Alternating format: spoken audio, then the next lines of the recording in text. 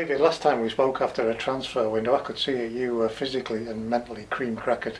How does that compare to what this transfer window's been like? Well, it really didn't discontinue. It was a case of still ongoing. We did work extremely hard, and I felt that longer term that was always going to come to fruition. It's coming a little bit quicker because the results have come quicker. The team are really enjoying playing together.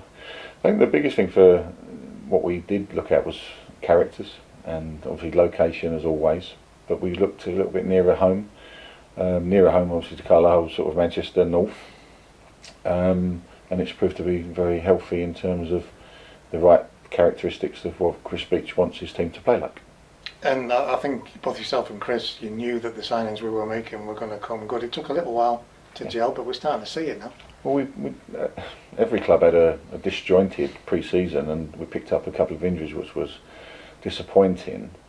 So really, Chris wasn't able to play a team that he really would have probably put out, but players played, and I think that the generalisation in terms of all football teams right now, you see it at the highest level, even at the Premier League, is that players have taken some time, some quicker than others, to get fit. And be it the pace that you need to be as a professional footballer, it normally takes about 6 to 8 games to get match fit, but when you're not playing regular, that can take a little bit longer. So the training methods that Chris, Gavin, Greg and Steve have put in have been very good so far, and being conducive to match sharpness, and that's going as well as I think that can do. Great mix of youth and experience, with a leaning towards the young and hungry that we keep hearing Chris talk about. Yeah. Was that a deliberate? Definitely. It does come down to me looking at millions of players, and lots and lots of phone calls, of course. We really did have a good profile, and it goes back to, in all honesty, it goes back to last January, where young Jacob came into the club, and it's proved to be a good tool for Chris.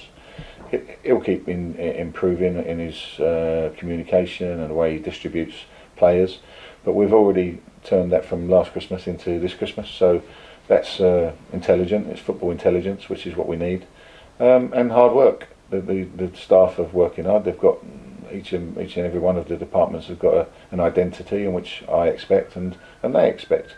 They're good people. They work very hard, and I say Chris had his ideas on players. A lot of them have been very successful in terms of we've got the ones that we wanted. If we didn't, it was down to it wasn't down to it was more down to location than anything else. There are League One players out there who we identified who are still hanging on. There's still some waiting to get an opportunity, which may prove the right decision or the wrong decision. But we did have I've been very, very strict in terms of finance, and you have to be. It's the situation we're in. The whole world finds itself in. So we've been very careful, prudent, and having to use good judgment, which I think is the key, and that's been very, very healthy.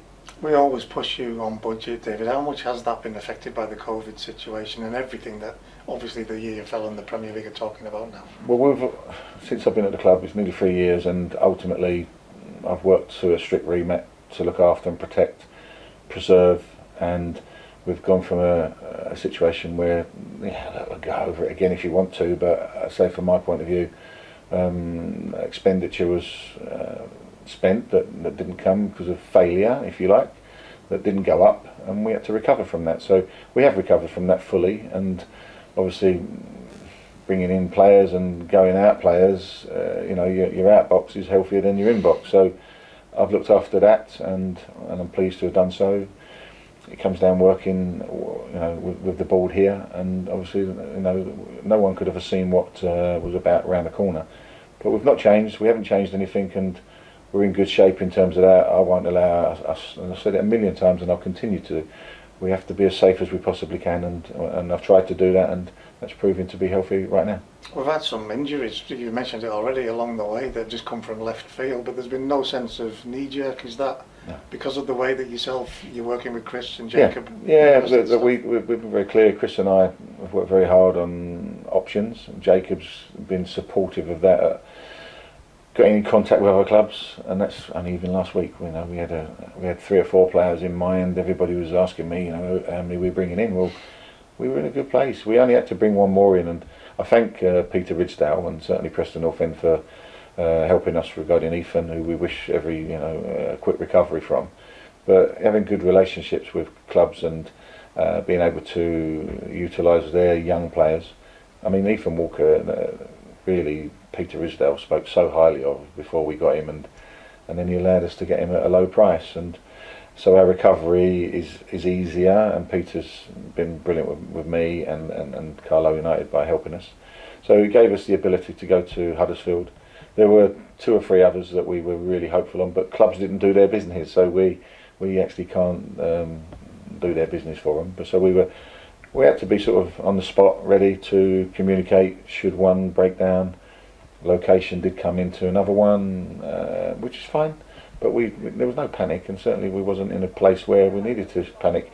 And to be fair, in all honesty, Chris said to me, look, I know you don't want to overspend and be careful, but there was no need, and Chris knows that, and if we had brought none in, we were quite happy, because we've got Amari coming back, we've got hopefully Brennan coming back in the foreseeable future. So our strike power right now, that was all we was going to bring in, a dynamic forward, and we've got this young man coming through, Mika, who scores goals, and he'll be good.